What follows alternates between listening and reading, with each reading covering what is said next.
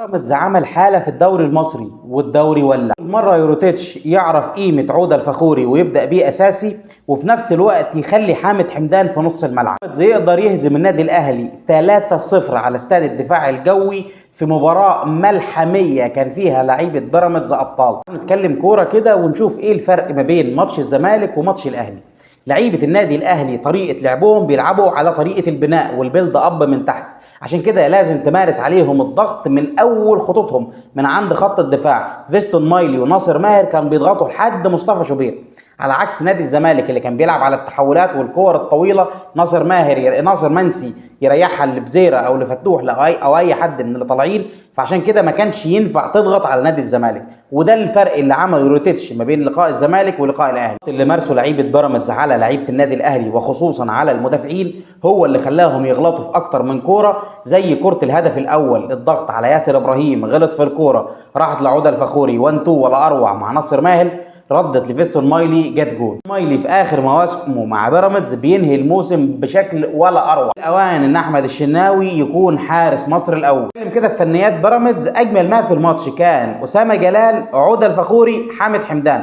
طبعا مش هكلمك على مهند لاشين ولا على الشيبي ولا حتى على زلاكا ولا فيستون مايلي، لان دي لعيبه ما ينفعش نتكلم عليها، لكن اللي ظهروا بشكل كويس خالص ما كانش متوقع منهم لان هم كانوا غايبين، عودة الفخوري واسامه جلال وطبعا حامد حمدان. جالي من اكتر من حد ليه بيراميدز ما بيكسبش الزمالك في الفتره الاخيره.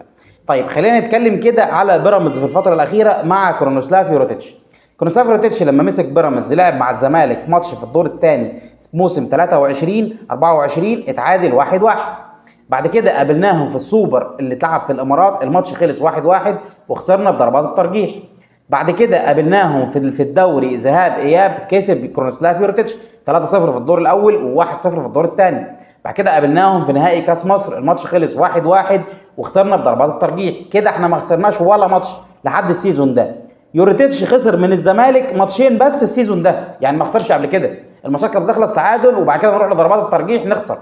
احنا ما كناش بنخسر من الزمالك بسهوله او برعونه او بتفويض زي ما كان في ناس بتبقى بتتكلم. الدوري لسه في الملعب، وان شاء الله الدوري في بيراميدز بهديه من النادي الاهلي. تريزيجيه بس هو اللي كان عنده روح الفانيلا الحمراء، وهو اللي كان بيموت نفسه على الكوره. لاول مره الاهلي يدخل فيه جون والثاني والثالث ولاعيبه الاهلي ما تبقاش عايزه تتعادل. عشوائيه كبيره بيقابلها الاهلي في الفتره الاخيره، يعني مثلا لاعب زي رضا سليم ولاعب زي محمد الضاوي كريستو، ايه اللي زيزو وتريزيجيه بيقدموه اكتر من اللعيبه دي كانت بتقدمه؟